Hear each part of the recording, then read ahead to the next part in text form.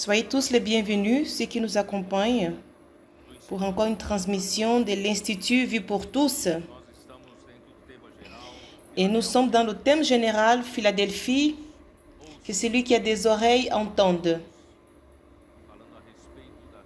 Et nous parlons au sujet de 7 lettres d'Apocalypse, chapitres 2 et 3, aux églises en Asie mineure. Et cette fois-ci, nous parlons concernant Philadelphie. Et le message 2 a pour titre « La racine des problèmes de l'église d'Éphèse ». Et la lecture de la Bible, c'est Apocalypse chapitre 3, verset 8. Et nous terminons aujourd'hui cet événement les troupes et les capitaines ici à Sao Paulo. Il y a eu plus de 600 participants avec beaucoup de joie, un climat céleste, beaucoup d'expérience, des sorties, la prédication de l'évangile et les échanges d'expériences et comment prendre soin de l'église, comment prendre soin des adolescents. Et nous sommes dans la joie parce que le Seigneur, il nous conduit à une vie d'église à chaque fois plus dans la sphère de la résurrection. Et après avoir vu dans Apocalypse et aussi dans Jean chapitre 20, 21 de la résurrection du Seigneur Jésus-Christ, nous avons vu que le Seigneur va introduire son église dans la sphère, dans une nouvelle sphère, dans la sphère de la résurrection. Et l'église est restée très longtemps dans la sphère de la dégradation. Et dans cette fin de temps, le Seigneur a besoin de faire en sorte que son église choisisse, qu'elle puisse sortir de toute dégradation et qu'elle puisse décoller vers la sphère céleste en résurrection. Et au travers de sa parole, la parole prophétique, le Seigneur nous donne des instruments, des outils pour intensifier, pour turbiner tous les outils qu'il nous a donnés au travers du ministère de Frère Dong. Et tout cela fait en sorte que ces outils, dans une séquence, dans une continuité merveilleuse, et aujourd'hui, en 2017, 2019, nous avons vu un grand miracle concernant le coportage, que nous appelons aujourd'hui le coportage dynamique. Et là où nous sommes présents, beaucoup d'évangiles, l'évangile est prêché dans les rues.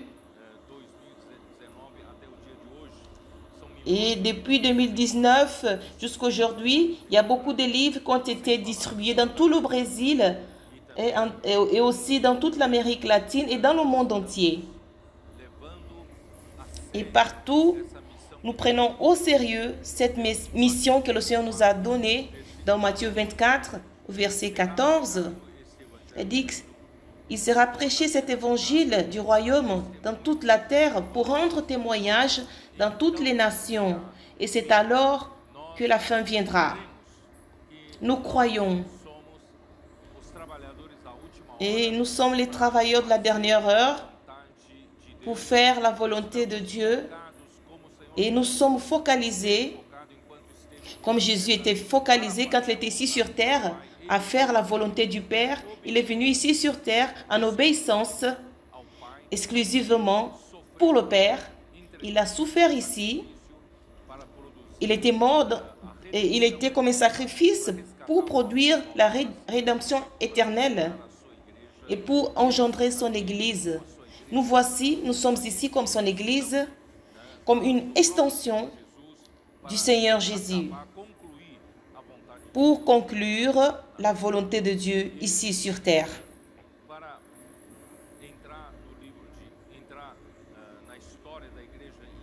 Et pour entrer dans l'histoire de l'Église en Philadelphie, Depuis la semaine passée, nous avons vu que le Seigneur, il a besoin de nous faire comprendre que toute œuvre de Dieu, elle est faite par la parole qui sort de la bouche de Dieu.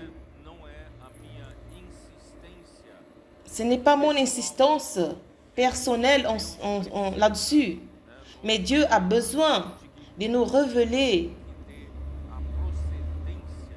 que tout doit venir de la part de Dieu. La parole qui sort de la bouche de Dieu, c'est elle qui fait l'œuvre de Dieu. Et pendant tous ces 20 siècles de l'Église, l'ennemi de Dieu, il a tenté de travailler contre toutes les paroles de Dieu.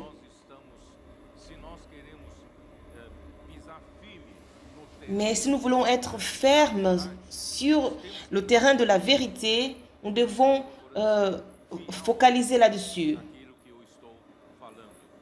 Être fidèle dans ce que je parle.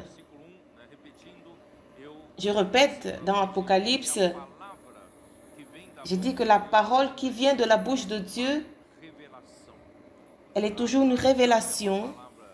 Ce n'est pas une parole qui vient d'une doctrine ou d'un enseignement, mais c'est la parole de Dieu. Elle se révèle à nous, principalement la révélation de Jésus-Christ.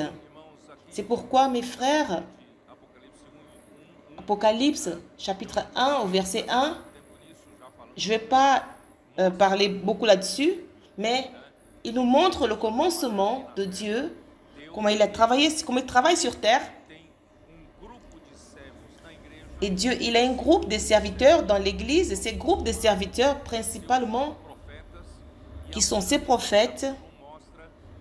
Et dans l'Apocalypse, chapitre 1, il nous montre que ces groupes de serviteurs, ils sont représentés dans les 7 étoiles. Et les 7 étoiles, ce sont les messagers, les anges de l'Église. Aujourd'hui, les leaders dans l'Église, à l'époque de l'Apocalypse, ils ne se portaient pas avec les charges, mais le Seigneur regarde la réalité. Ceux qui servent le Seigneur sont ceux qui sont les véritables messagers de Dieu pour l'Église. Le messager, ce n'est pas celui qui a son propre message. Un messager de Dieu est celui qui apporte fidèlement le message de Dieu. C'est ce que je cherche à faire fidèlement. Dieu a un message qu'il adresse à l'Église. Il a une parole. Et cette parole donne la direction à l'Église. Et cette parole est un ordre pour l'Église. Et cette parole, elle est la tête de l'Église. Elle conduit l'Église. Et cette parole aussi, elle donne du contenu à l'Église qui est la vérité de Dieu.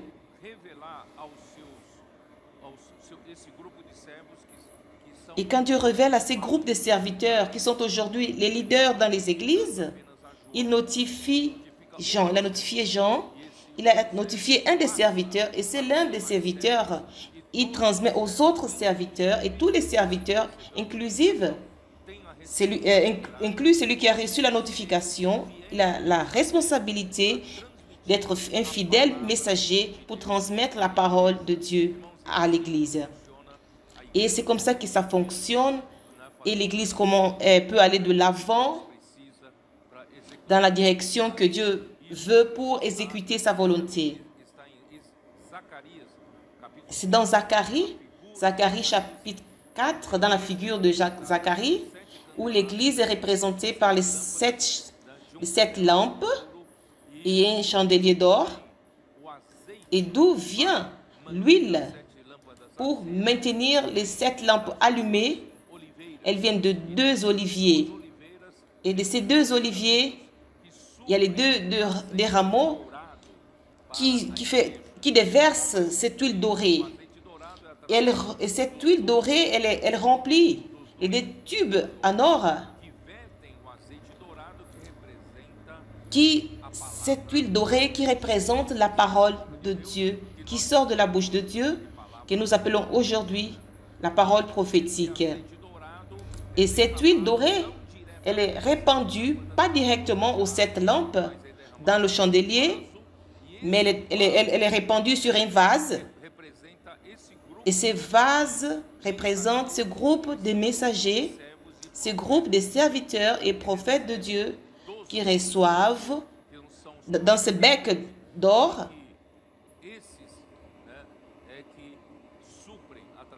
et ceux-là qui répandent les lampes, qui les maintiennent remplies. L'Église, elle est allumée, elle est vivante, elle rend témoignage de Dieu d'une manière vivante au travers de la circulation de la parole prophétique comme cette huile dorée. Grâce à Dieu. C'est pourquoi nous sommes dans la joie que l'Église est vivante. L'Église reçoit la parole et cette parole nous donne de la direction et cette parole nous apporte la joie. Et clairement, nous voyons qu'elle exécute la volonté de Dieu. Plusieurs personnes sont sauvées.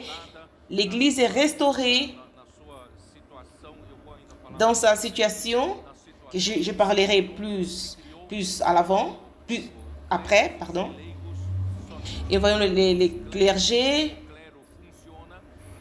Nous voyons comment les clergés travaillent. Ils participent.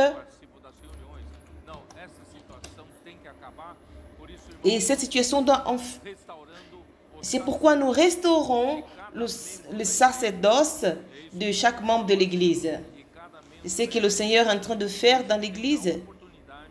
Et chaque membre dans l'Église a l'opportunité, par le moyen de l'immersion, d'avoir le contact directement avec la parole qui sort de la bouche de Dieu. Et cette parole fait en sorte que nous recevons cette huile et elle nous fait fonctionner. Grâce à Dieu, nous, principalement aujourd'hui, nous avons des exemples, des modèles.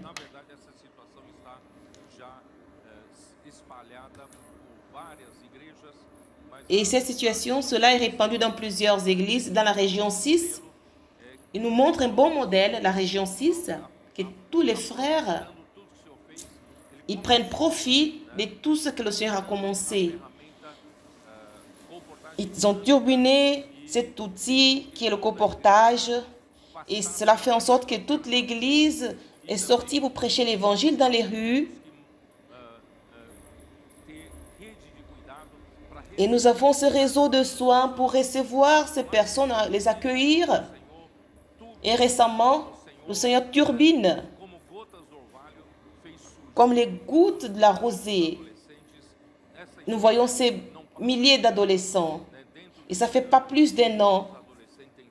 Il y a beaucoup des adolescents qui ont été réveillés et qui plusieurs sont sauvés. Ils sont sortis de leur chemin du monde, de leur apathie, mais Dieu les utilise grandement. Et au travers d'eux, le Seigneur nous a aussi donné l'immersion dans la parole. Cette immersion dans la parole nous remplit de la vérité. Non seulement nos adolescents, mais tous les membres. Et nous inculquons cette parole dans nos cœurs. Et cette parole, elle produit une réalité spirituelle. Nous n'avons jamais vu cela.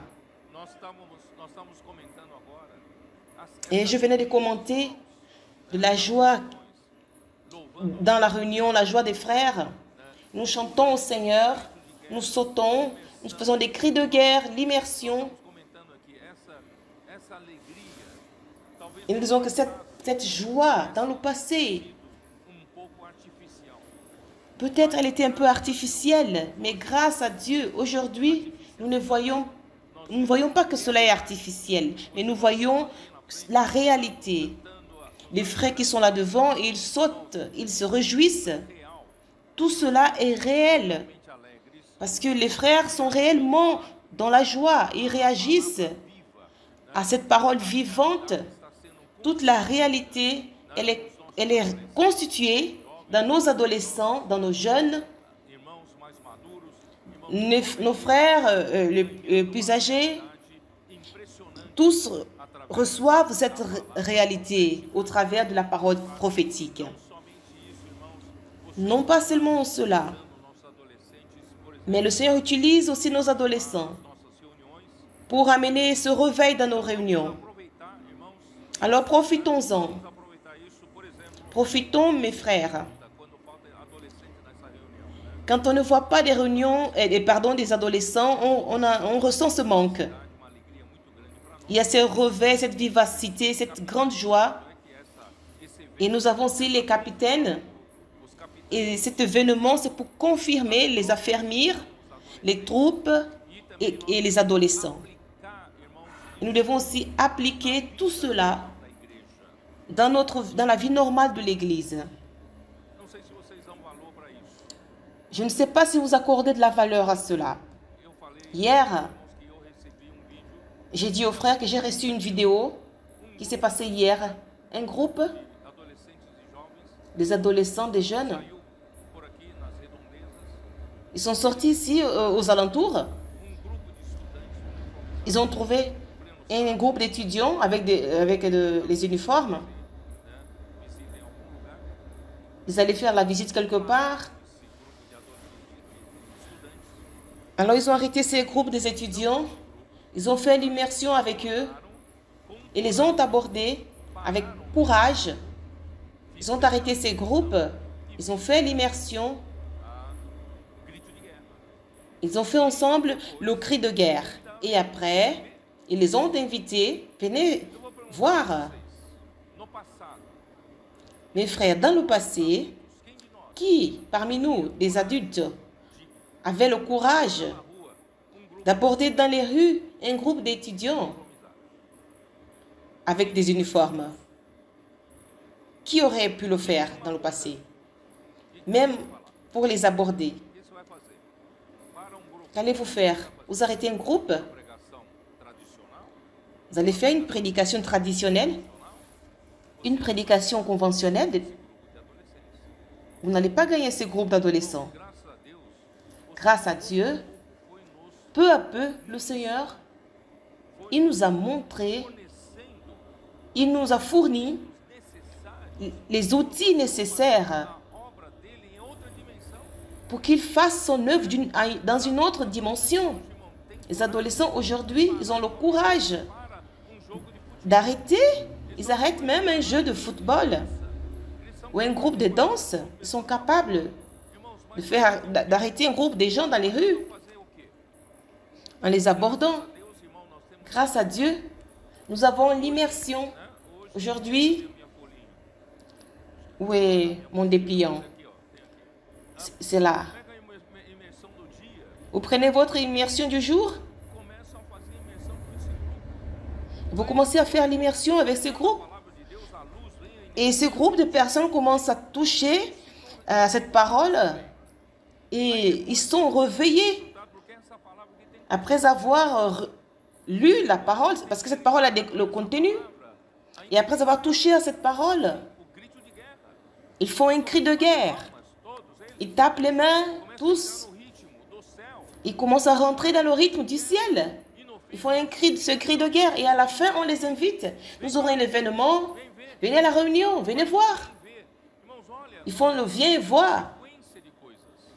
Et maintenant, nous avons toute une séquence. On n'avait pas auparavant. Mais aujourd'hui, l'Esprit nous a donné ces choses. Qu'est-ce qui vous empêche, qu'est-ce qui nous empêche d'utiliser ces outils pour amener plus de gens pour le Seigneur et utiliser ces instruments pour réveiller l'Église? Alors j'ai demandé, j'ai ordonné au frère Billy d'établir un service dans l'Église. Ils vont faire une carte au milieu de la semaine. Qui sont les intendants qui ont du temps pour sortir avec une équipe? Qui sont ces intendants? Qui sont ces intendants? Ce sont les frères qui sont plus âgés dans''Église. Ceux qui sont plus âgés dans l'Église. à partir de 50 ou 60 ans, comme moi. Vous faites partie de l'intendant de l'armée du Seigneur. Peut-être vous n'avez pas une vigueur d'un adolescent, mais vous avez l'expérience, la maturité, vous pouvez les fournir ce soutien. Alors l'intendant, vous avez une voiture. Qui est intendant ici? Vous avez une voiture? Alors vous allez utiliser votre voiture. Vous allez donner votre nom à Billy. Et vous allez dire, je suis libre. Mardi, mercredi, soir. Je suis disponible. Et les frères prendront. Ils vont voir aussi les jeunes, les capitaines. Ceux qui peuvent être conduire un groupe. Je serai libre telle nuit ou telle nuit. Et les adolescents aussi qui peuvent participer. Alors vous allez faire cette recherche. Il y a plusieurs équipes. L'équipe est formée par un intendant qui a la voiture, un capitaine ou deux capitaines et 2 ou 3 adolescents. Vous allez tous dans une voiture. Vous allez demander dans votre groupe familial. Dans votre groupe de famille. Il manque un peu de vitalité, n'est-ce pas? Allez-y, invitez. Qui est dans le groupe de famille? Vous ne sentez pas ce besoin de les inviter? Alors dites, Bill, mercredi soir, nous avons ces cellules du groupe de famille.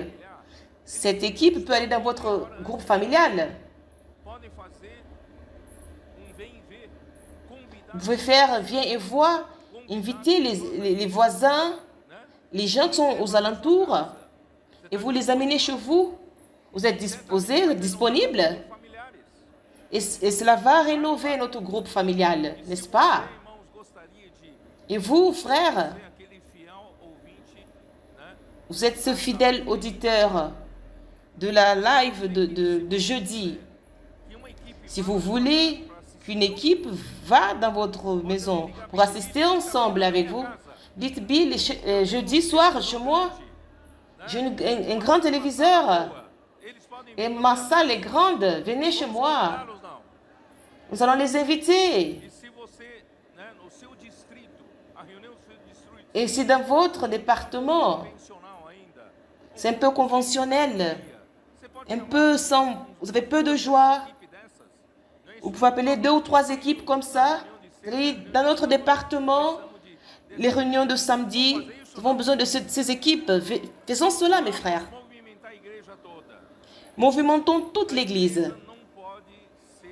L'Église ne peut pas seulement être une Église qui vient que le dimanche matin.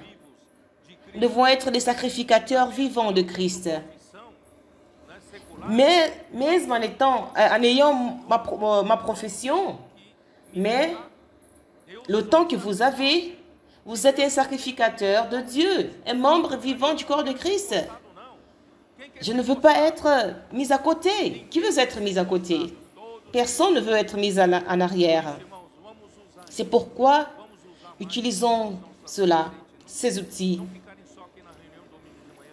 Que nos adolescents ne restent pas seulement juste là devant, mais ayons un peu plus de vitalité toute la semaine, durant la semaine.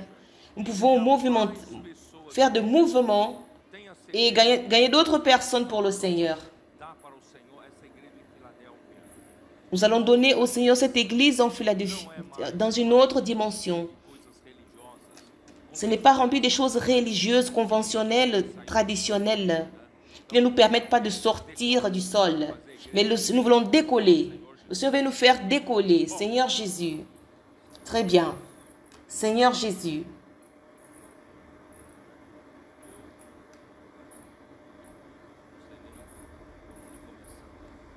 Je ne sais même pas par où commencer.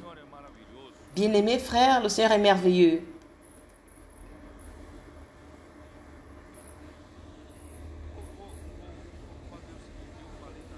faire ceci. J'ai parlé dans un live. C'était samedi. Je ne me souviens pas très bien.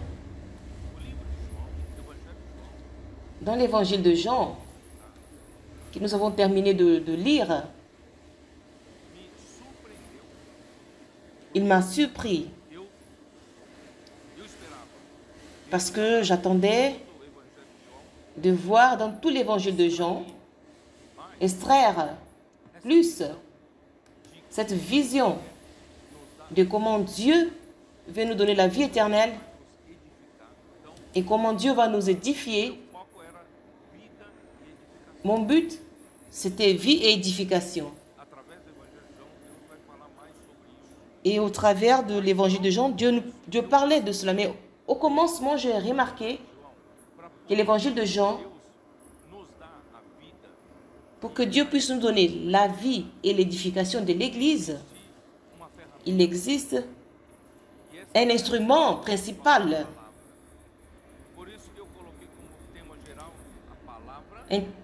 qui était le thème général, la parole, vie et édification. Parce que sans la parole, on n'avait pas comment Dieu nous donnait sa vie. Et sans la vie, il n'y avait pas comment y avoir l'édification. La parole, elle constitue les outils principaux de l'évangile de Jean. Et dans tout l'évangile de Jean, vous voyez la difficulté que Dieu avait pour convaincre le peuple d'Israël, premièrement, qui, par amour aux hommes, il a envoyé son propre fils, son fils unique. Son fils unique, qui est Christ Jésus. Il était au sein du Père. Il a sacrifié Jésus. Il l'envoya sur terre pour qu'il devienne un homme. Et ce fils est venu en obéissance strictement au Père. Il est venu sur terre pour saisir l'homme et lui donner la vie. Mais quelle est la manière que l'homme reçoit la vie de Dieu? C'est au travers de la parole. N'est-ce pas? Ce n'est pas en embrassant Jésus. C'est en recevant la parole. Comment vous allez recevoir la parole? Vous devez croire. Celui qui croit a la vie éternelle. Et celui qui ne croit pas, il est déjà condamné. Croire en quoi? Croire en la parole. Mais en la parole de qui? En la parole de Dieu. Mais la parole de Dieu, quand Jésus était sur terre, elle était annoncée par qui? Par Jésus. Jésus était le canal. Mais si vous regardez dès le premier chapitre jusqu'au chapitre 10, vous voyez que Jésus, il s'efforçait pour montrer qu'il est cette parole, le verbe qui a été envoyé pour amener la parole, pour amener la vie. Il est la parole qui apporte la vie. Il suffisait de croire en lui. Mais le peuple juif n'avait pas cru, ils étaient incrédules. Juste pour vous impressionner, je vais vous montrer quelques versets rapidement. Oh Seigneur Jésus. Un exemple. Au chapitre 5 de l'évangile de Jean.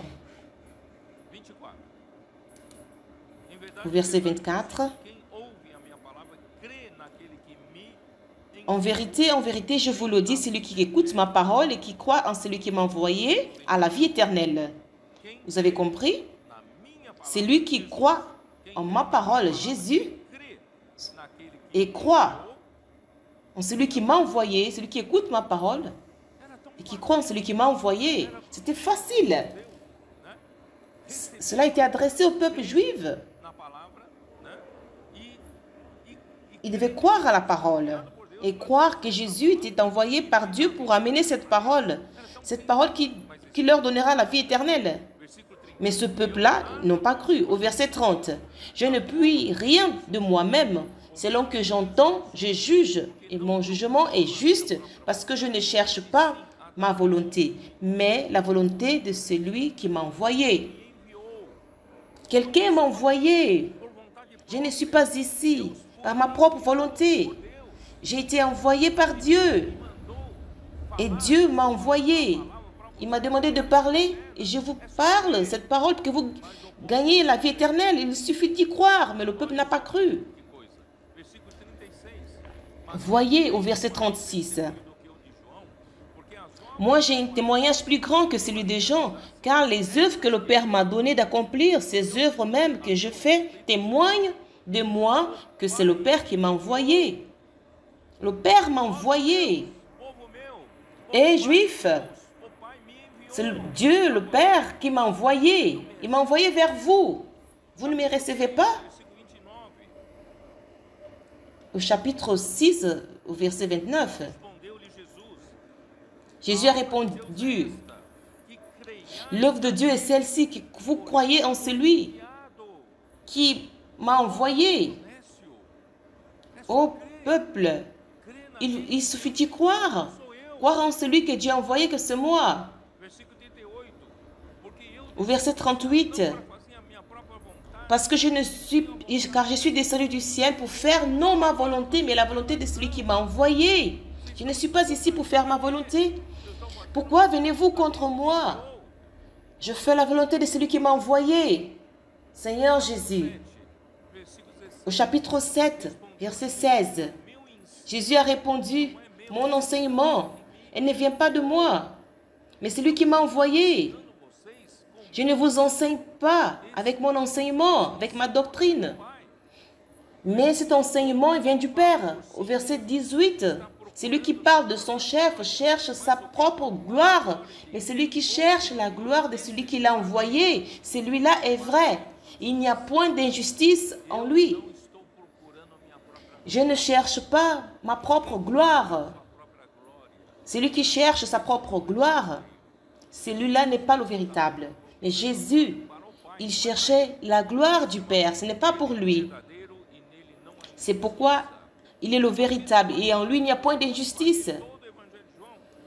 Vous pouvez voir dans tout l'évangile de Jean, chapitre 8, verset 16. Si mon jugement est véritable, ce n'est pas moi. Je rends témoignage. C'est lui qui m'a envoyé qui rend témoignage de moi. Je ne juge pas tout seul, c'est le Père qui juge. Seigneur Jésus.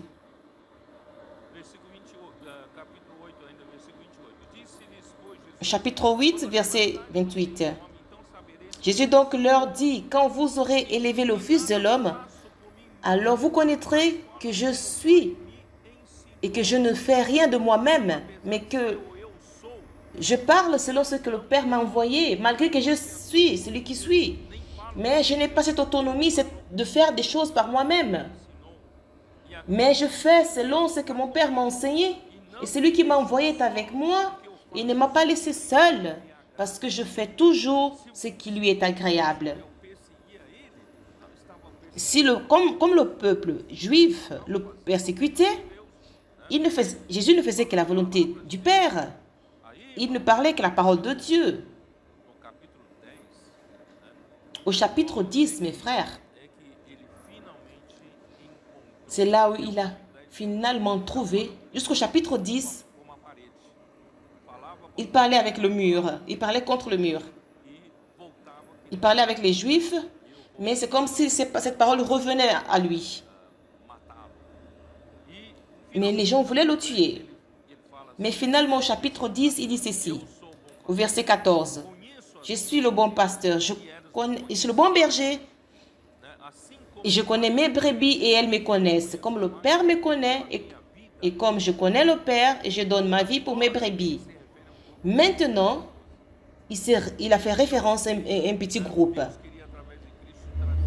Dieu voulait, au travers de Christ, apporter le salut et la vie éternelle à tous les Juifs, tout le peuple juif.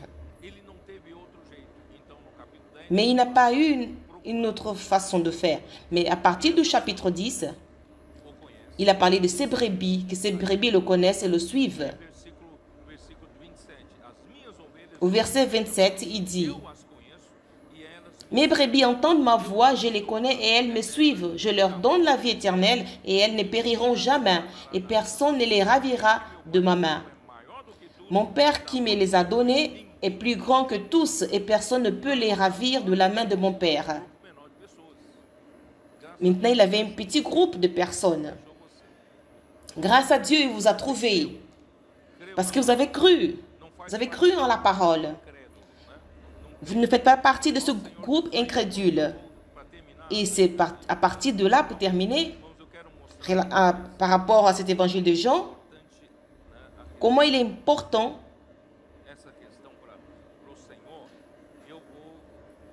que le Seigneur... Je vais directement au chapitre, voyons dans le chapitre 17 de Jean. Au verset 6, nous dit ceci. J'ai fait connaître ton nom aux hommes que tu m'as donnés du milieu du monde. Ils étaient à toi et tu me les as donnés. Ils ont gardé ta parole.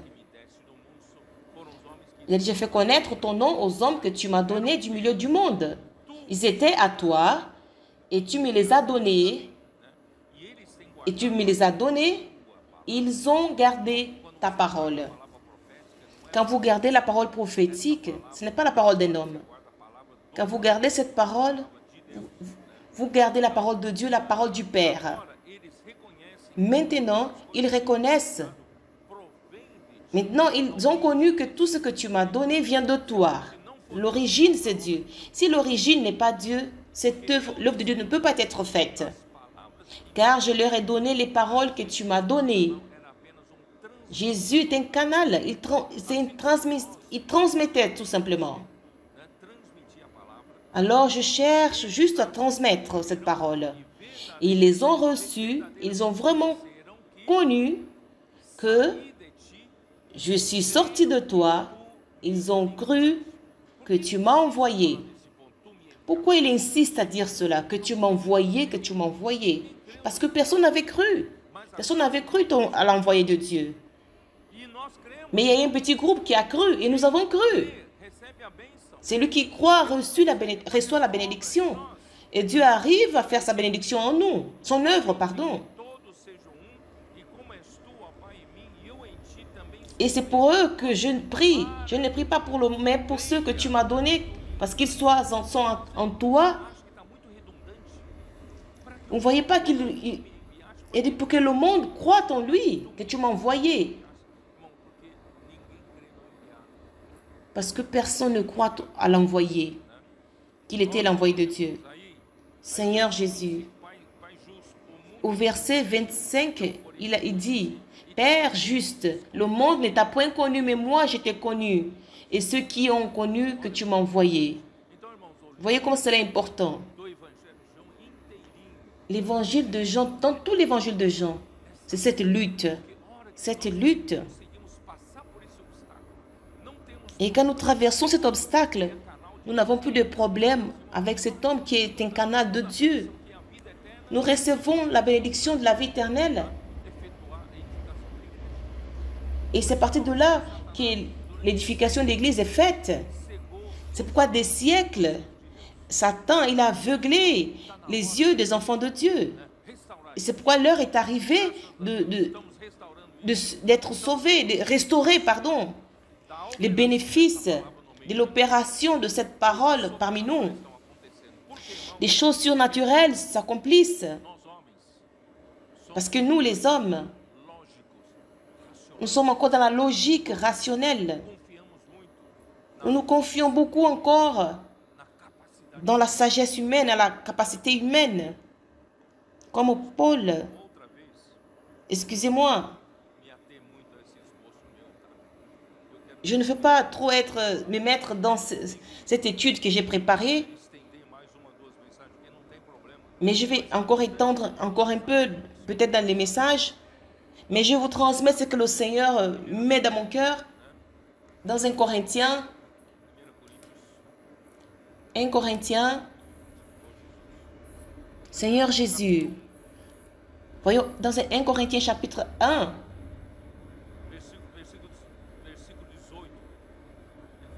Au verset 18, dit ceci. Je vais commencer à lire à partir du verset 17 parce qu'il parle de l'envoyé. Ce n'est pas pour baptiser que Christ m'a envoyé, c'est pour annoncer l'évangile. Paul était l'envoyé de Dieu à son époque. Et cela sans la sagesse du langage, afin que la croix de Christ ne soit pas rendue vaine. L'envoyé de Dieu, il n'a pas le droit d'utiliser sa propre parole, moins encore, utiliser la sagesse de parole, du langage, des techniques et de la rhétorique. Nous voulons être fidèles à ce que Dieu veut nous dire. Il dit que la parole, afin que la croix du Christ ne soit pas rendue. Car la prédication de la croix est une folie pour ceux qui périssent. Parce que la parole est la puissance de Dieu. Je détruirai la sagesse des sages et j'en entirerai l'intelligence des intelligents. Où est le sage? Où est le scribe? Où est le disputeur de ce siècle? Dieu n'a-t-il pas convaincu la sagesse du monde? Car puisque le monde, avec sa sagesse, n'a point connu Dieu dans la sagesse de Dieu, il a plu à Dieu de sauver les croyants par la folie de la prédication. Les hommes sages n'ont pas cru. Les Juifs, ils se prennent pour des intelligents. Ils n'ont pas cru à l'envoyé de Dieu. C'était une folie pour eux quand Jésus prêchait. Mais nous avons cru. Nous avons cru par la folie de la prédication.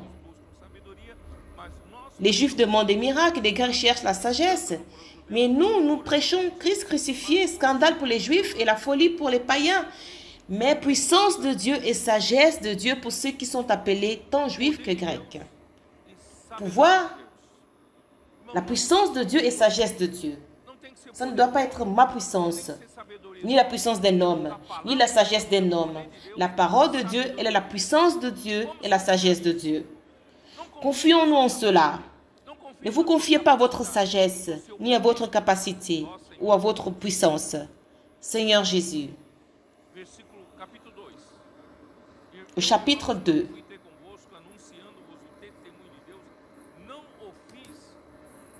Pour moi, frère, lorsque je suis allé chez vous, ce n'est pas avec une supériorité de langage ou de sagesse que je suis allé vous annoncer le témoignage de Dieu, car je n'ai pas eu la pensée de savoir parmi vous autre chose que Jésus-Christ et Jésus-Christ crucifié.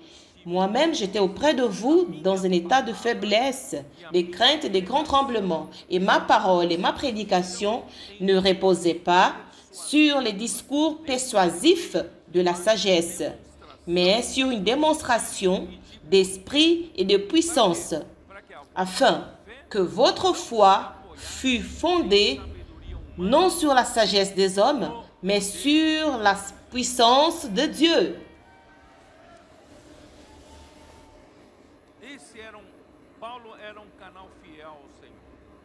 Paul était un canal fidèle à Dieu.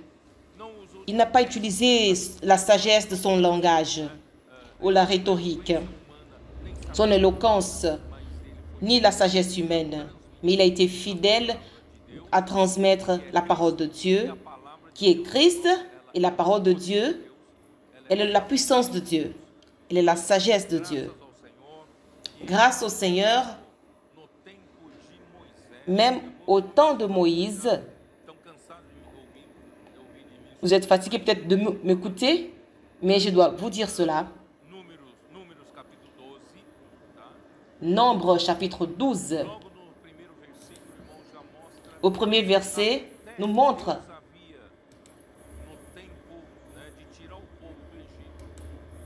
il a fait sortir le peuple d'Égypte. Il appelait Moïse. Et Moïse, quand il a été appelé, il ne se jugeait plus capable de quoi que ce soit. Quand Dieu lui est apparu dans le désert, il a eu cette vision. Il était impacté, il était touché. Il a vu ce feu sur le buisson, mais le buisson ne se consommait pas. Vous avez déjà vu du feu sur un buisson et sur une paille? Cette paille, elle se brûle rapidement, elle fournit du combustible. Mais il a vu que ce buisson ne se consommait pas, ne se brûlait pas. Et le feu restait là, allumé. Qui était le combustible? Dieu lui-même. Il s'est approché pour voir. Et cela, une voix lui dit, ôte tes souliers, car cette terre était une terre sainte. Et c'est alors que Dieu l'appela pour être son guide, pour être ce peuple qui est la parole exclusive de Dieu. Il a été envoyé par Dieu. Il a dit que ma langue, elle est pesante. Après 40 ans, dans le désert, je n'avais plus aucune éloquence. Mais Dieu dit, mais c'est toi-même que je veux envoyer.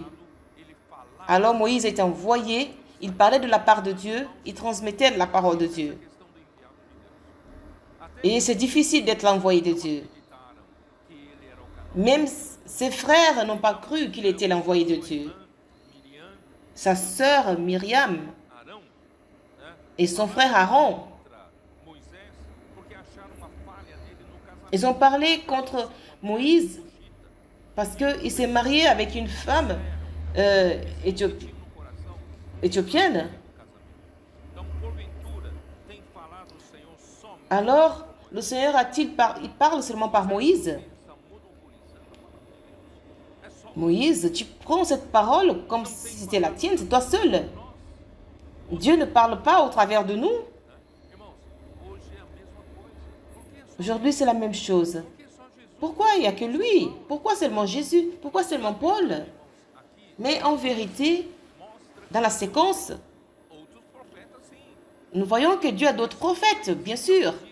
Au verset 6, il dit, écoutez bien mes paroles, lorsqu'il y aura parmi vous un prophète, c'est dans une vision que moi, l'Éternel, je me révélerai à lui. C'est dans un songe que je lui parlerai. Il n'en est pas ainsi de mon serviteur Moïse. Il est fidèle dans toute ma maison. Moïse, c'est un prophète à qui j'ai confié ma maison. Est-ce que vous avez écouté la différence? Il y a des prophètes et prophètes. Prophète Moïse lui a été confié, le Seigneur lui a confié l'administration de toute la maison. Et les autres prophètes l'auxilient, l'accompagnent, l'aident.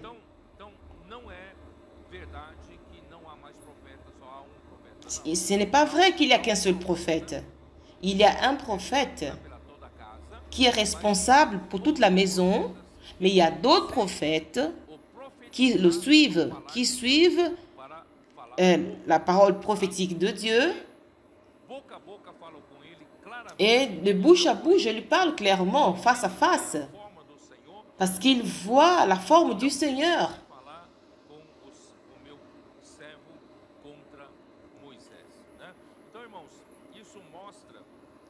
Et cela nous montre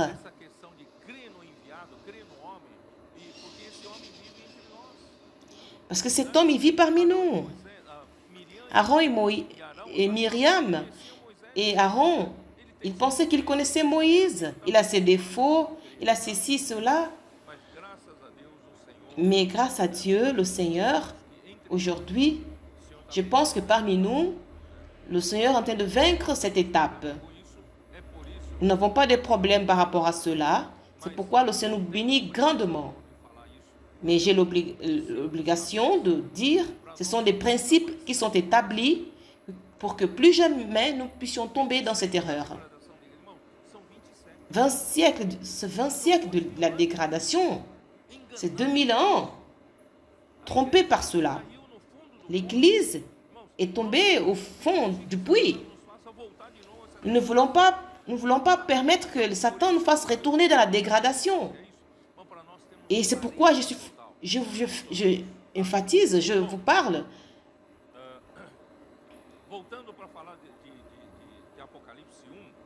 Revenons dans Apocalypse chapitre 1.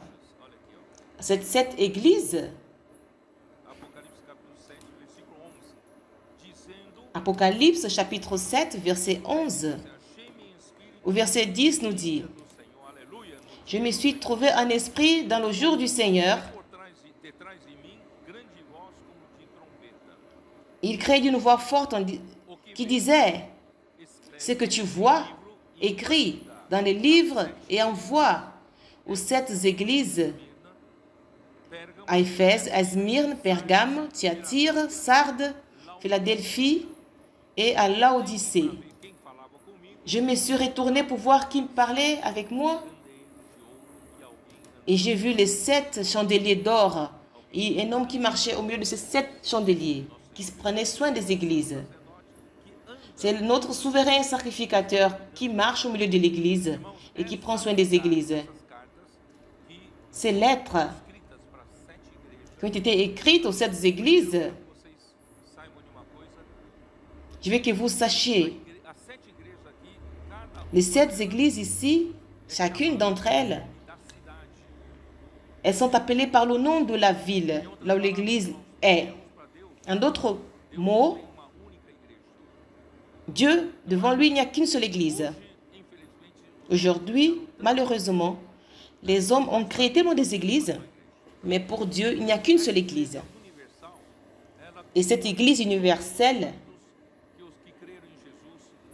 et c'est là où il y a tous les saints qui ont cru Jésus jusqu'au dans le futur. Et tous ceux qui croiront. Et elle forme ceux qui sont genuinement régénérés par l'Esprit qui compose l'Église universelle de Dieu. Et le corps de Christ, c'est l'Église universelle. Ce n'est pas une seule Église locale. Mais dans chaque ville, Dieu reconnaît qu'il y a une seule Église dans chaque ville. Vous me comprenez? Malgré qu'il y ait beaucoup de divisions et de dénominations, mais aux yeux de Dieu, il n'y a qu'une seule église, qui est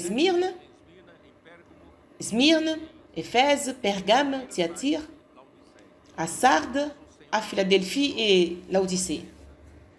Dieu reconnaît une seule église. Et grâce à Dieu, cette vision nous a été présentée et nous la pratiquons.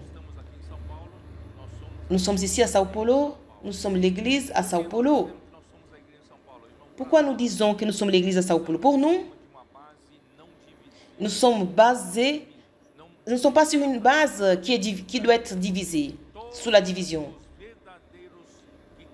Mais nous croyons que tous les chrétiens du Seigneur qui habitent à Sao Paulo font partie de l'église à Sao Paulo. Et ils viennent aussi dans notre base. Et cette base est l'unité. Et nous sommes aptes et qualifiés pour recevoir les lettres. Si Dieu nous écrit une lettre pour l'église, à l'église de Sao Paulo, sinon, à qui va-t-il remettre cette lettre ici à Sao Paulo? À la division A ou à la division B? Dieu doit remettre à celui qui représente l'église qui est dans cette ville. Vous savez pourquoi cela est important? C'est à partir de ce moment que Dieu nous a remis la parole prophétique. Vous avez pensé en cela? Si nous n'étions pas dans la base correcte pour représenter l'unité du corps de Christ dans cette ville, Dieu n'aurait pas nous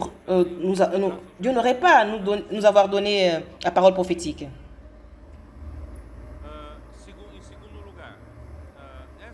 Deuxièmement, ces 7 églises, elles sont du fait des 7 églises existantes en Asie mineure. L'Asie mineure, c'est là où se trouve la Turquie aujourd'hui. Mais d'autre part,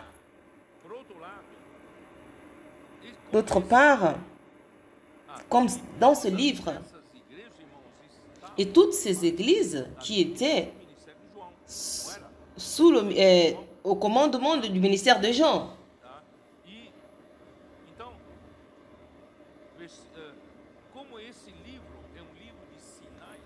Comme ce livre est un livre de signes et de visions avec des paroles de nature prophétique, le contenu de ces 7 lettres qui ont été adressées aux 7 églises, elle décrit l'histoire de l'Église depuis la fin de temps, du siècle I, depuis qu'elle a été écrite, quand cette lettre avait été envoyée, jusqu'au retour du Seigneur.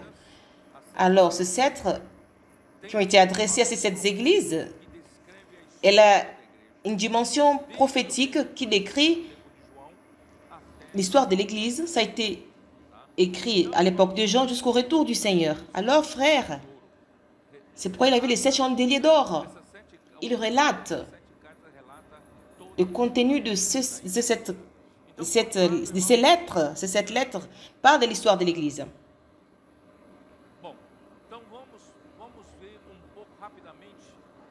Voyons rapidement l'histoire de l'Église au temps des apôtres, comme elle était. Avant d'y entrer,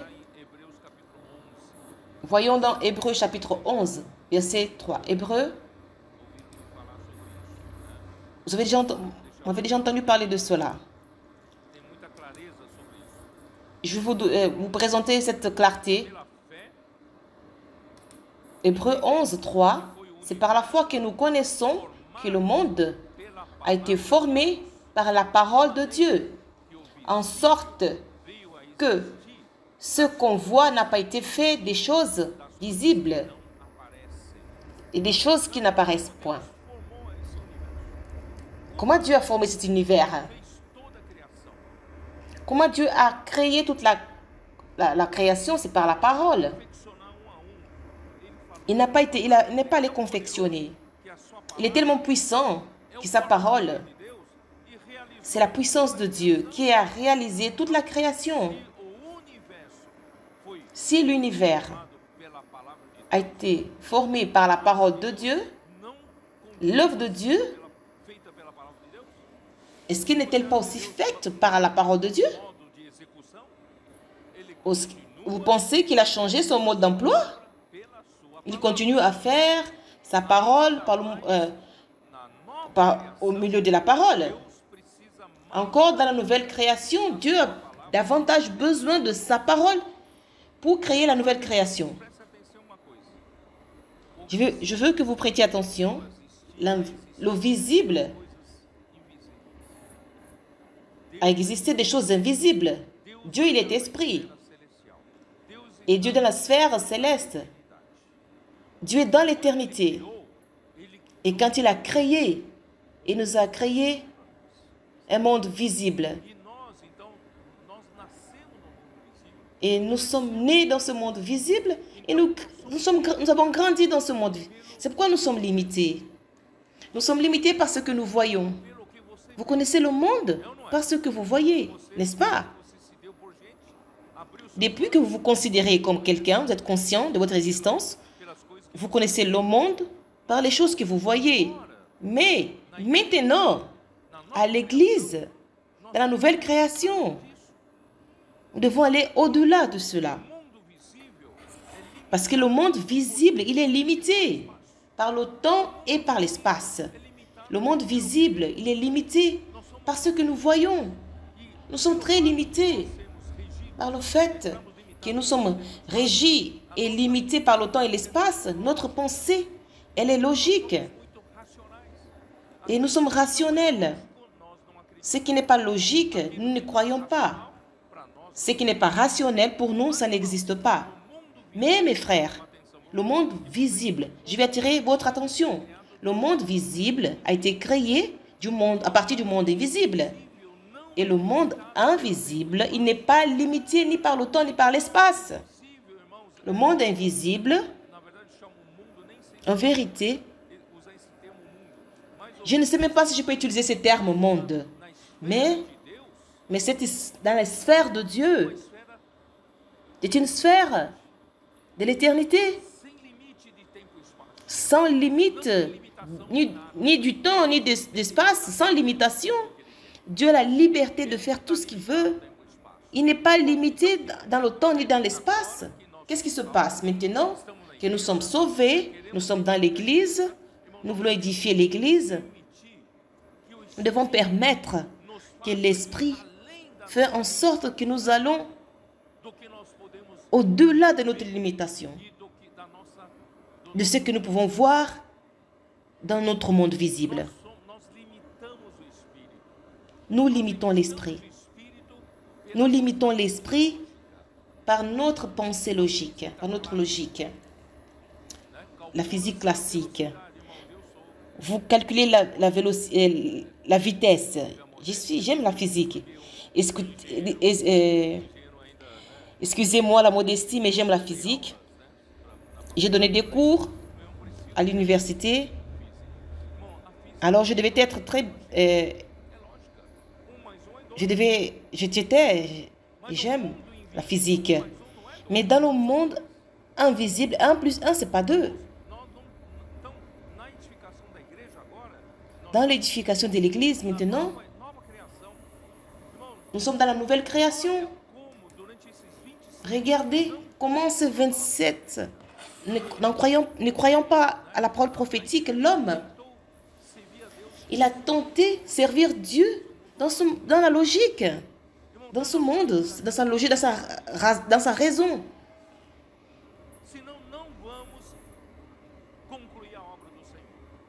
Sinon, nous n'allons pas conclure l'œuvre de Dieu. L'œuvre de Dieu, ce que Dieu veut faire, c'est une œuvre de la nature de Dieu, dans la sphère terrestre. Dieu veut exécuter son œuvre illimitée de l'esprit, et au travers de l'homme qui est limité par le temps et l'espace. Mais grâce à Dieu, nous sommes limités. Mais Dieu a créé en moi un esprit qui est venu du souffle du Dieu éternel. Et par conséquent, il y a mon âme qui est survenue. Alors, mon esprit et mon âme ne sont pas limités par le temps et l'espace. Mon esprit et mon âme, ils peuvent être amenés à la sphère de Dieu pour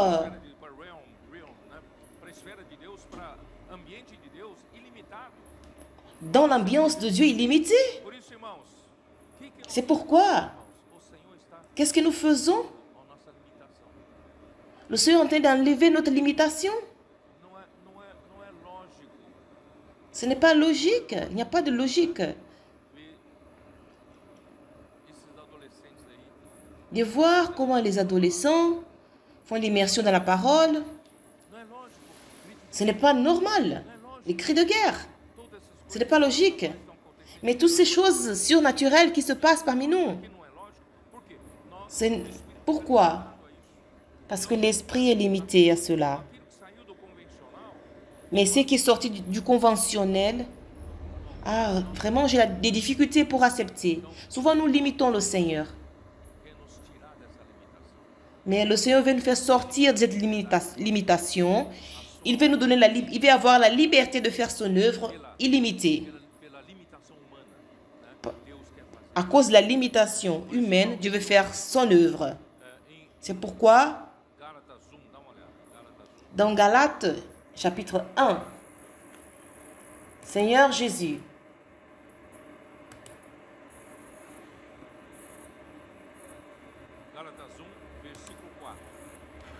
Galates, chapitre 1, verset 4, qui s'est donné, notre Seigneur Jésus-Christ, qui s'est donné lui-même pour nos péchés, afin de nous arracher du présent siècle mauvais, selon la volonté de notre Dieu et Père, à qui soit la gloire au siècle des siècles. Amen.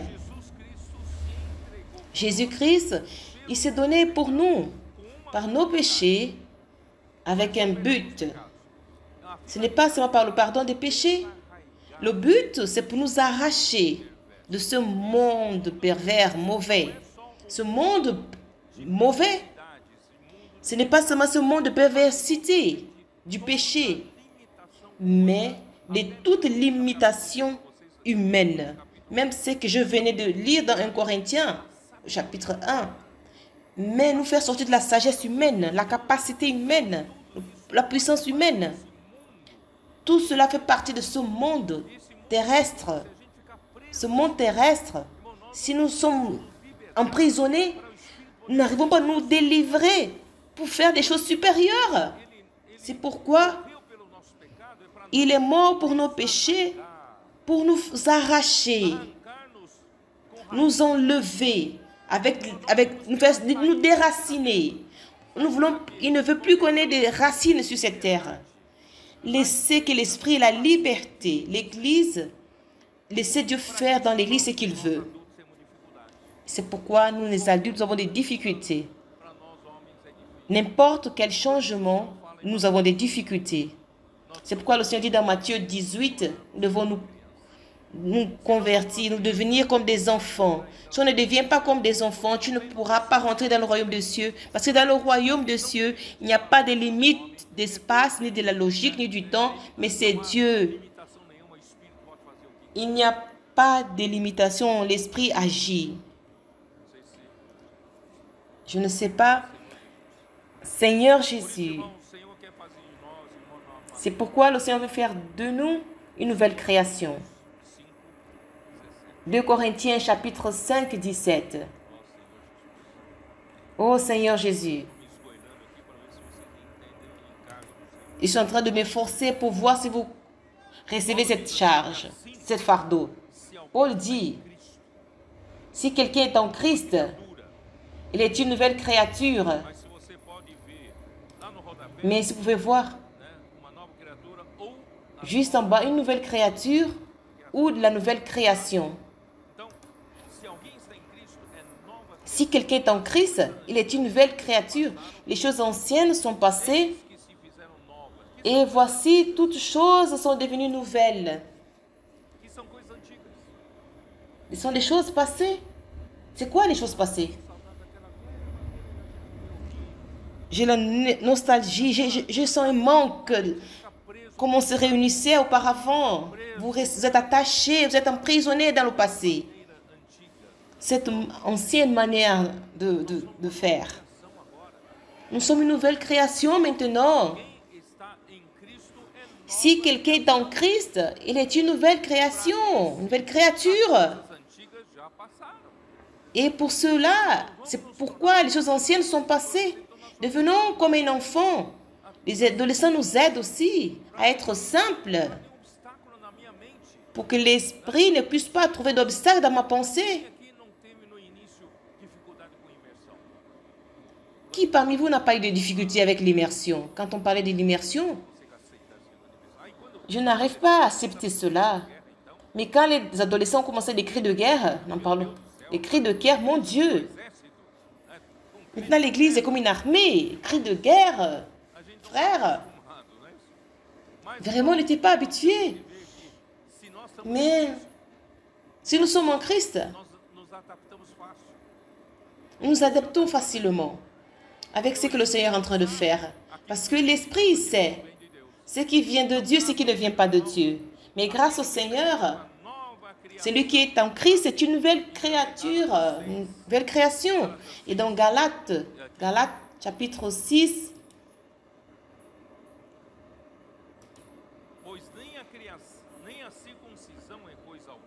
ni la Galates 5, ni la circoncision, mais vous êtes une nouvelle créature ou une nouvelle création.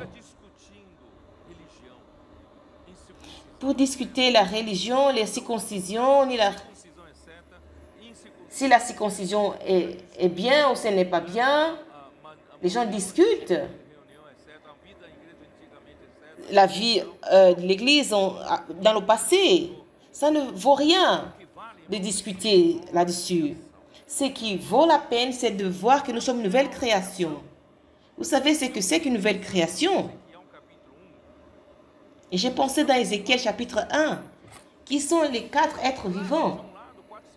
Clair, d'une part, les 4 êtres vivants représentent Christ. Il a ces 4 aspects d'un homme, d'un lion, d'un bœuf et d'un aigle. Ce sont les 4 aspects de Christ. Mais ces 4 vivants et ces mouvements, tout ça, c'est que Christ arrive. Et qui continue les mouvements de ces 4 êtres vivants, c'est Christ, la nouvelle création. Vous me comprenez? Nous sommes cette nouvelle création, cette nouvelle créature. Pour faire partie de ces 4 êtres vivants. Si nous ne sortons pas de ce monde de la religion, nous ne permettrons pas cette liberté que l'Esprit a de se mouvoir en nous. L'Esprit veut aller à droite ou à gauche, il veut aller vers là-haut, vers le bas. Les 4 êtres vivants, ils sont une nouvelle création. Ils sont en Christ. S'ils sont en Christ, ils sont l'extension de Christ. Et c'est ça, mes frères. Donnons cette liberté de Christ à agir. Seigneur Jésus. Oh, Seigneur Jésus. Alors, toute la création a été réalisée par la parole de Dieu. Jean 1, 3 dit que sans... Et Colossiens, on dit que toutes choses ont été faites par le moyen du Seigneur. Colossiens 1, 16. En lui ont été faites toutes choses dans les cieux et sur la terre, les visibles, les invisibles, trônes, dignités, les principautés, les autorités, tout a été créé par le moyen de lui et par lui. Aujourd'hui, la même chose continue. La nouvelle création a été créée par lui et pour lui, par le moyen de la parole et pour lui. Alors, toute chose, ce n'est pas pour vous plaire, mais c'est pour plaire à lui, au Seigneur.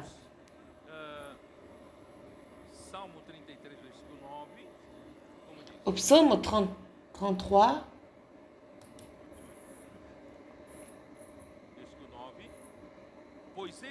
au psaume 33, 9, on dit, il a parlé, tout s'est formé, il a ordonné et tout est venu à l'existence. Mes frères, il a parlé et tout arrive, il ordonne et elle existe. Il a ordonné, sa parole est un ordre. Pour que Dieu réalise son œuvre, sa parole doit être un ordre. Il a dit qu'il y ait la lumière, ce n'est pas un ordre, c'est l'impératif. Le verbe est à l'impératif, qu'il y ait la lumière, il a eu la lumière. La parole est un ordre. La parole de Dieu, quand elle parle à l'Église, c'est un ordre. C'est au travers de la parole que les choses sont réalisées, il ordonne. Et tout existe. La parole de Dieu est un ordre. Ça doit être un ordre pour réaliser des choses. Au Proverbe 8, Proverbe chapitre 8, 22.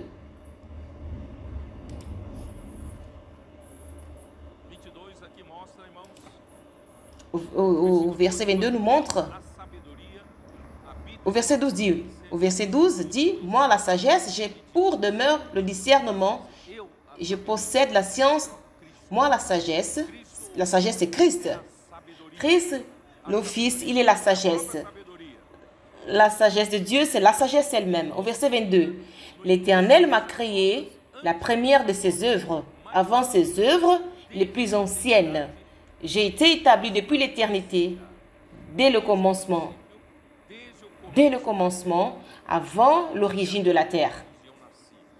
Je fus enfanté quand il n'y avait point d'abîme, point de source chargée d'eau. Avant que les montagnes soient fermées, quand il arrive, au verset 30, il dit, j'étais à l'œuvre auprès de lui et je faisais toutes ces choses. Ces jours, ces délices. Jour, je faisais les jours de délices, jouant sans cesse en sa présence, jouant sur le globe de sa terre. C'était une vie de bonheur. Le Père et le Fils vivent dans une joie totale. Le Père et le Fils, ils n'ont besoin de rien. Parmi eux, entre eux, il y a le bonheur. Mais il a fait en sorte que toutes choses soient créées. Vous savez pourquoi? Parce qu'il veut inviter les hommes à participer de ce bonheur.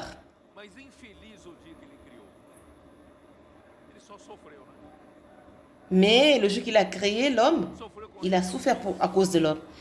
Il a souffert avec la rébellion de l'homme. Il a souffert avec 20 ans de dégradation de l'Église. Mais il ne désiste pas de son idée. Mais encore, il arrive, il réussira à introduire l'homme dans sa gloire. Sanctifier l'homme avec sa vérité. Introduire l'homme dans sa gloire. Introduire l'homme dans cette unité merveilleuse et introduire l'homme dans ce bonheur plein. C'est pourquoi, et maintenant je continue à lire au verset 31, jouant sur la globe de sa terre, il a créé ce monde en trouvant mon bonheur parmi le Fils de l'homme. Il a introduit encore un sujet dans ce bonheur, le Fils de l'homme. Et c'est pourquoi nous devons rendre grâce à Dieu que finalement le Seigneur arrive avec l'Église en Philadelphie, en formation, consolidée. Dieu arrive à introduire, en inculquant la parole, il nous sanctifie avec la vérité. Dans Éphésiens chapitre 5, j'oublie toujours ce verset, Éphésiens 5 nous dit, Christ a aimé l'Église et qui s'est donné lui-même pour elle, pour la sanctifier. Et l'ayant purifié par le moyen du lavage d'eau par la parole. Le Seigneur, il nous lave. Il est en train de nous laver par la parole. Il nous sanctifie. Il nous remplit avec la vérité. Il fait sortir de nous tout le mensonge, toute vanité, toute fausseté, tous les faux produits. Il met des produits originaux en nous, qui est la vérité du Dieu véritable. Seulement de cette façon, il peut nous admettre en Dieu. Parce que Dieu, il est saint. Dieu est véritable. Dieu est rempli de gloire. Il ne peut pas admettre les éléments étranges. Mais grâce à Dieu, parce qu'il nous lave, il nous nettoie. La parole que les adolescents qui nous aident, nous enseignent aussi à faire l'immersion, cette parole n'est pas en vain. Et cette parole est inculquée dans nos cœurs. Et la vérité est constituée en nous. Et par cela, Dieu nous introduit au-dedans de lui. Il nous introduit dans cette vérité, dans cette unité merveilleuse. Le Père est un avec le Fils est un avec le Père. Le Fils est dans le Père. Comment cela peut se faire? Dieu nous introduit dans cette unité merveilleuse. Et c'est dans cette gloire merveilleuse que notre futur, c'est de rester dans cette unité merveilleuse avec Dieu. Comment dire? Dans cette gloire merveilleuse avec Dieu. N'oubliez pas. Et là, nous aurons ce bonheur plein.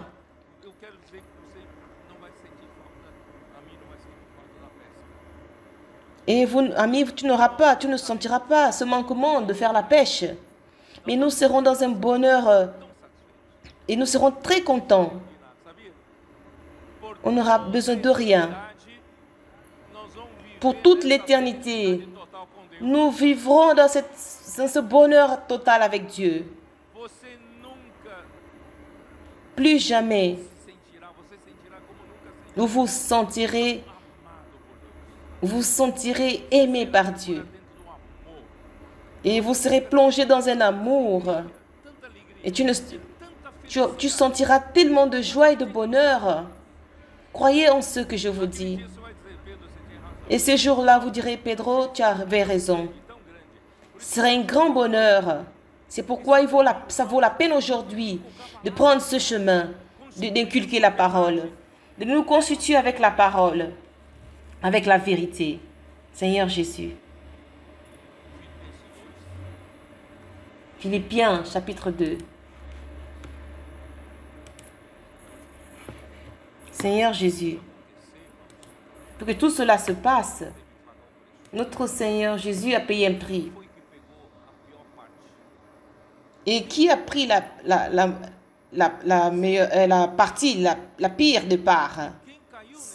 Qui a péché, c'est l'homme, mais c'est l'homme qui a transgressé la parole. Le péché est entré en nous, le monde, la mort a dominé le monde, domine. Et cette mort a été donnée à tous les hommes. Nous avons ruiné la volonté de Dieu. Et qui a payé le prix pour que Dieu puisse avoir cette liberté de faire sa volonté?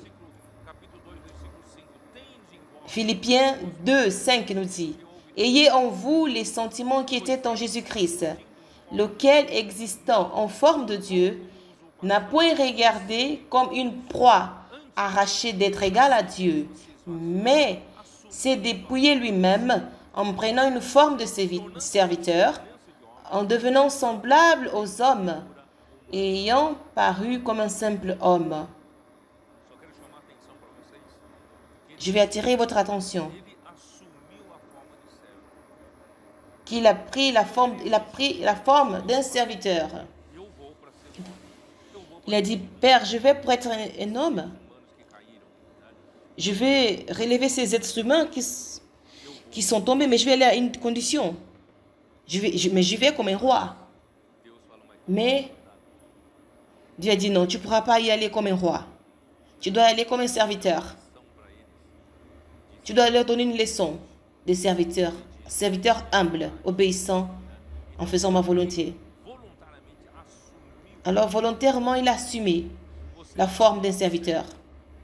Vous savez qu'un serviteur, un esclave, il n'a pas droit à un salaire. Il n'a pas droit à leur... il n'est pas sous la loi. La loi n'est pas appliquée, il n'a pas de repos. N'est-ce pas? Alors, notre Seigneur Jésus, il est venu en obéissance totale au Père. Il a assumé cette forme de serviteur. Il a pris cette forme de serviteur. Il s'est humilié lui-même et rendant obéissant jusqu'à la mort, même jusqu'à la mort de la croix. C'est pourquoi aussi Dieu l'a souverainement élevé. Il lui a donné le nom qui est au-dessus de tout nom, afin qu'au nom de Jésus, tout genou fléchisse dans les cieux, sur la terre et sous la terre, et que toute langue confesse que Jésus-Christ est Seigneur, à la gloire de Dieu le Père. D'une part, Jésus s'est humilié, il a obéi, il a souffert par obéissance au Père. Mais notre Dieu est un Dieu juste. Il a récompensé d'une manière souverainement, d'une manière souveraine. Et Dieu a donné un nom qui est au-dessus de tout nom. Ne pensez pas que toute la souffrance sur terre que vous traversez à cause de son royaume pour prêcher l'évangile dans les rues, amener des gens, prendre soin des gens.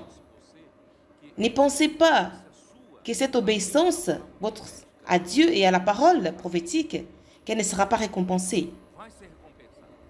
Elle sera récompensée. La récompense, peut-être qu'elle n'est pas dans ce monde présent, mais dans le monde à venir, vous serez récompensés. De la même manière que Christ a été récompensé, Dieu vous exaltera. Si aujourd'hui vous vous humiliez, Dieu vous exaltera. De la même manière, c'est une parole. Alors, mes bien-aimés, que Christ est la parole, il a été envoyé pour faire la volonté de Dieu. Il a eu des difficultés pour être reçu. J'ai parlé de ça au début, mes bien-aimés. Je vais vous parler rapidement.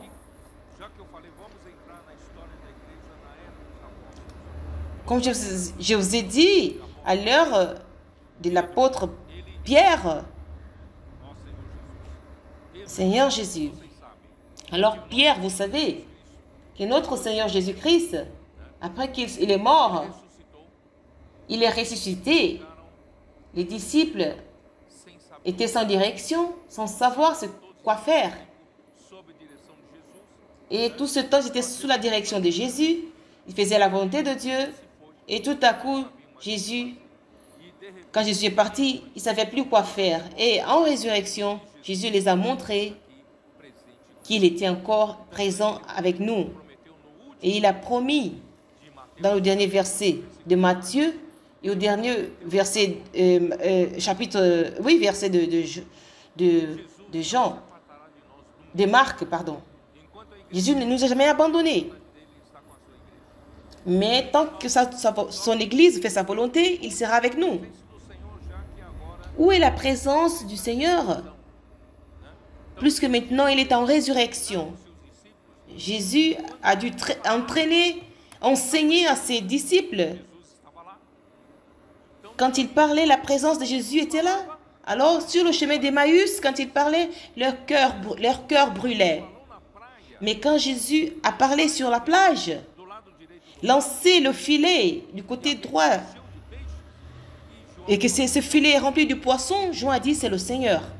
Et Pierre, alors, a mis ses vêtements, il est allé vers le Seigneur. Quand le Seigneur parle, sa présence est là. C'est pourquoi, en résurrection, Jésus il enseignait à ses disciples. N'attendez pas seulement l'apparition physique. Quand Jésus parle, sa présence est là. C'est pourquoi il est là aussi. Il est ici avec nous aujourd'hui. Parce qu'il continue à parler à l'Église. Et s'il ne parlait pas à l'Église, alors nous serons dans le désespoir. Sans la parole du Seigneur, il n'y a pas la présence de Jésus. Mais Jésus a dit qu'il sera avec nous jusqu'à la consommation du siècle.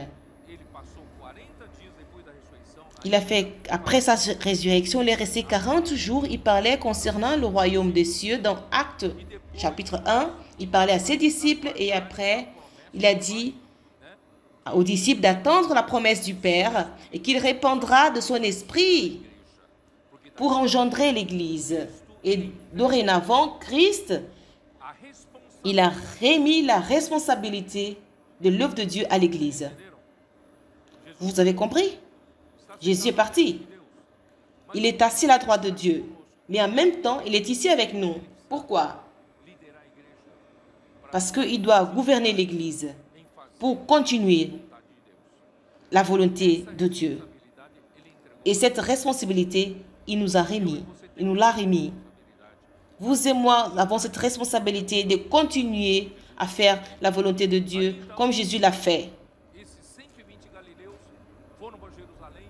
Et ces 27 Galiléens, ils ont attendu la répansion de l'Église et de l'Esprit. Et le jour de la Pentecôte, le Seigneur, il a engendré son Église à Jérusalem. L'Église était engendrée à Jérusalem. C'est dans Actes chapitre 2, voyons rapidement. Actes chapitre 2.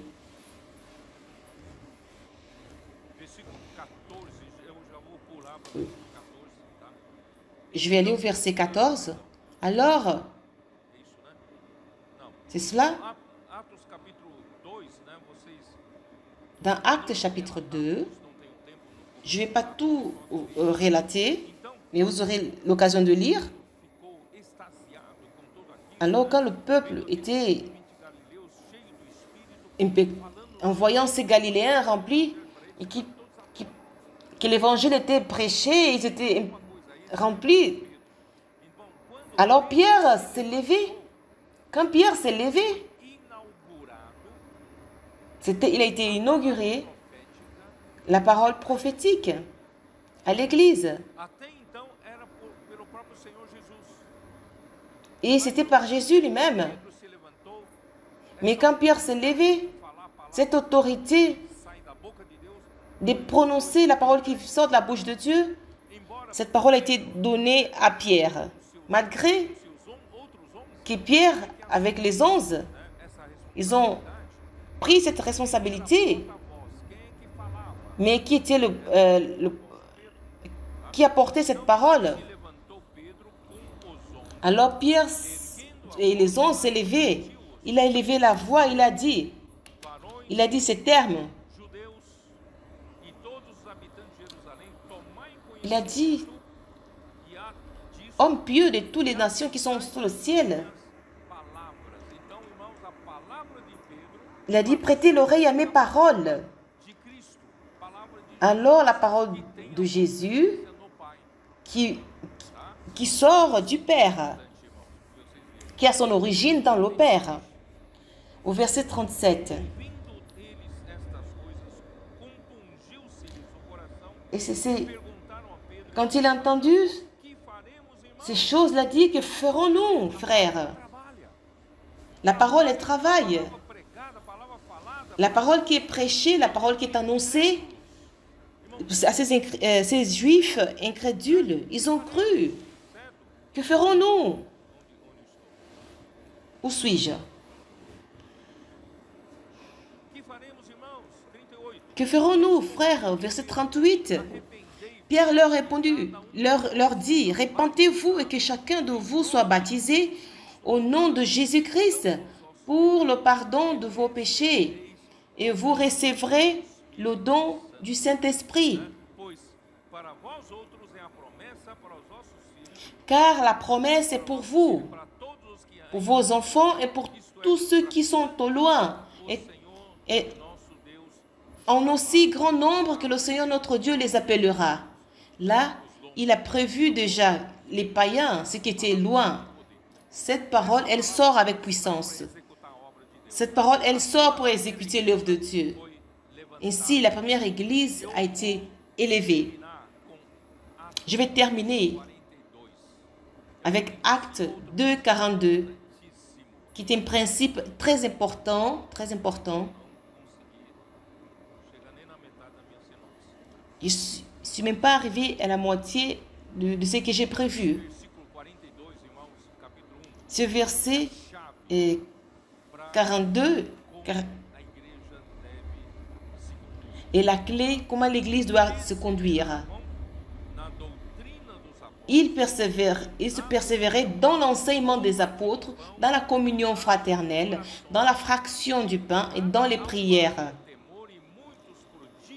La crainte s'emparait de chacun et il se faisait beaucoup de prodiges et des miracles par les apôtres. Au verset 46 dit, ils étaient chaque jour tous ensemble assidus au temple, ils rompaient le pain dans les maisons et prenaient leur nourriture avec joie et simplicité de cœur, louant Dieu et trouvant grâce auprès de tout le peuple. Et le Seigneur ajoutait chaque jour à l'Église ceux qui étaient sauvés. Mes frères, comment l'Église va de l'avant maintenant que l'Église a été engendrée? C'est dans la persévérance, dans l'enseignement des apôtres. Quels sont ces enseignements des apôtres?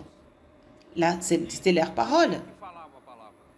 Et qui parlait la parole parmi les 12 apôtres? Pierre.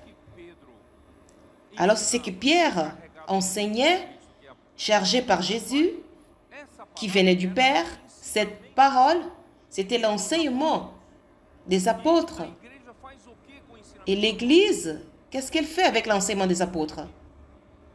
C'est là, la communion, n'est-ce pas? Frères, on n'a pas besoin de notre enseignement. L'enseignement nous a été donné par l'apôtre. Maintenant, il nous suffit d'avoir la communion. Aujourd'hui, c'est la même chose.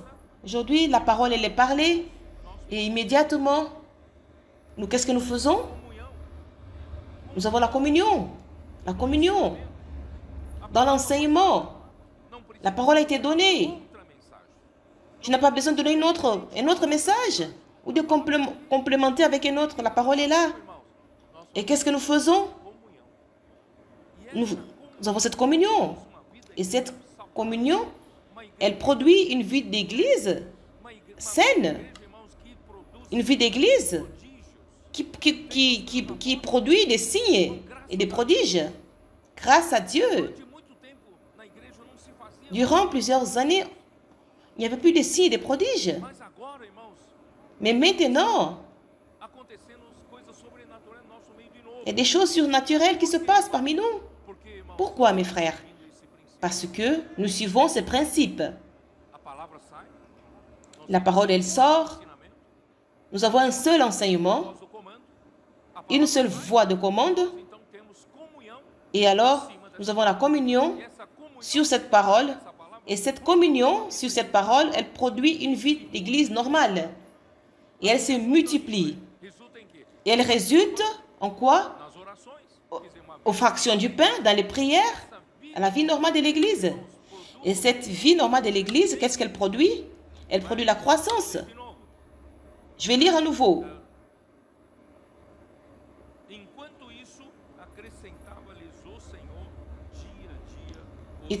Et le Seigneur ajoutait chaque jour à l'église ceux qui étaient sauvés. Et nous voyons cela de nos jours. Je suis dans la joie. C'est cette situation que Dieu a toujours désirée dans l'église primitive. Et cette situation se passe encore parmi nous maintenant. Des choses surnaturelles sont revenues. La parole prophétique est revenue pour nous. Et nous avons la communion au-dessus de cette parole. Et cette parole, elle se confirme. Confirmée par l'Esprit, elle exécute l'œuvre de Dieu. Alors nous nous décollons de tout ce qui est traditionnel, du monde religieux. L'Église, elle décolle, elle est arrachée. Nous voulons donner au Seigneur une Église qu'il désire, qu'il a tant désirée. Donnons au Seigneur ce qu'il a tant désiré. Dorénavant, pratiquons, mes frères. Tous les frères, comme des sacrificateurs, membres qui fonctionnent. Utilisons nos adolescents pour nous aider, nos jeunes, pour nous aider. Et tous, prenons soin les uns des autres. Pétrons-nous en prêchant l'Évangile.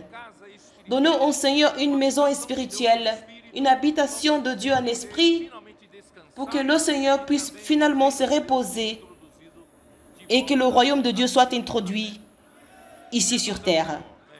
Jésus est le Seigneur. Amen.